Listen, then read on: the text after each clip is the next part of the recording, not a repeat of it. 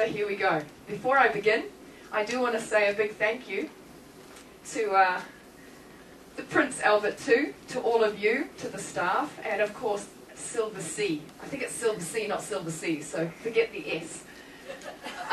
If it wasn't for them, we would be in these seas on a 54-foot sailboat. For that I am truly thankful.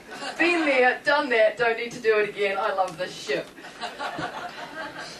And I will talk more about how I ended up here as the presentation goes. What I'm going to give you is a bit of a background about myself, my kayaking background, the dream about the kayaking expedition around South Georgia Island, a little bit about the Albatross, what drove me to do it for that particular cause, and I will then go into the details of the expedition and how it turned out, leading up to me being on the ship here. So the plan. Although I set this dream about 10 years ago, it was about 3.5 years ago that I actually decided I'm going to do it. I'm going to do it. I'm going to actually try and do it. And of course, it's a little bit of a big undertaking just because of the geographical position of South Georgia. It's not easy to get to.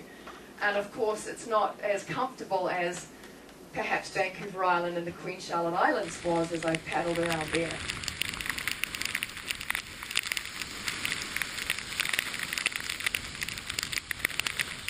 I had to apply to the British government and prove to them that I'm not a complete crazy Kiwi.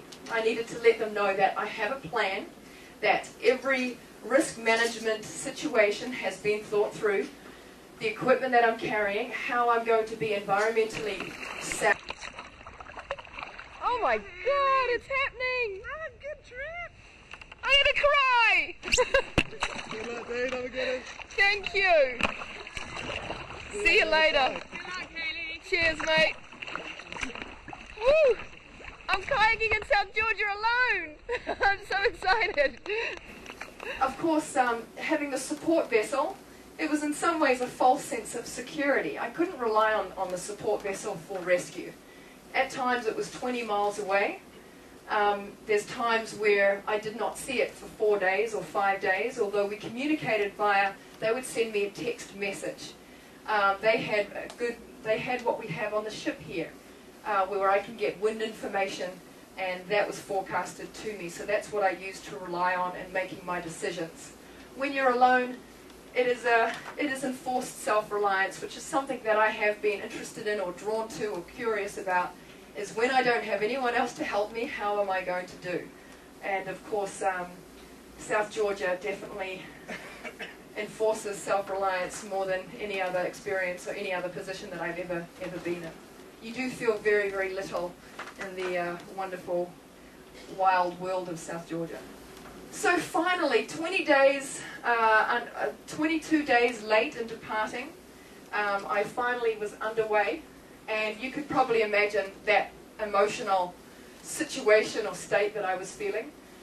Finally, I was fulfilling my dream, my vision. I was here in a kayak alone, about to take on South Georgia and see it intimately.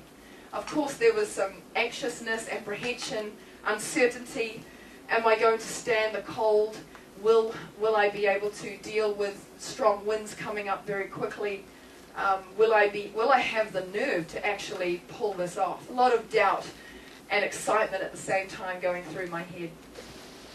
It's a bloody cold one this morning! My fingers are freezing! Gotta get paddling, that's the only way to get warm out here in South Georgia. Sunny 1 minute, snowing the next. I usually establish, when I establish dreams, I pretty much go for it and I don't let anything stop me. But this is the first time that I've ever been faced with a situation where it was a little bit out of my control. I couldn't control the situations around me and the circumstances that caused me to have to turn around and not complete what I set out to do. I found that really difficult. And I'm usually someone that looks on the bright side of things, and I did, and I am, and I still feel so thankful and grateful of what I experienced. But I did struggle with, I have to turn around without completing my quest of kayaking all the way around South Georgia alone. And appreciating that, really, when I was cleaning my gear, when I was scrubbing my gear and sorting it out at Grytviken the day prior to boarding this ship, I thought to myself, I would be doing exactly the same thing had I completed the circumnavigation. And the only thing I have control over right now is my attitude and response towards the situation that actually occurred. And so with that, I thought, no, I'm very thankful. It was what it was. And there's still a story, there's still a book, there's still a film. And it's just getting better and better, really, the more that I think about what I have to share, what we have to share.